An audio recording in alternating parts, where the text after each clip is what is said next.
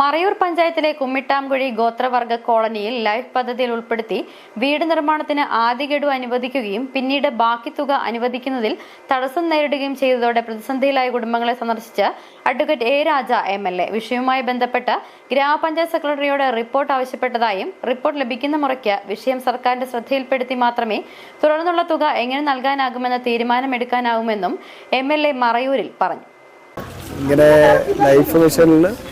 ആദ്യ ഗഡു അനുവദിച്ചു. 6ഓളം കുടുംബങ്ങൾക്ക് അനുവദിച്ച ആദ്യ ഗഡു കഴിഞ്ഞതിന് ശേഷം തുടർന്നുള്ള ഗഡു എന്ന് പറഞ്ഞാൽ ഫൗണ്ടേഷൻ കഴിഞ്ഞിട്ട് അടുത്ത ഗഡു കൊടുത്താൽ മാത്രമേ പണി ആരംഭിക്കാൻ പറ്റുള്ളൂ.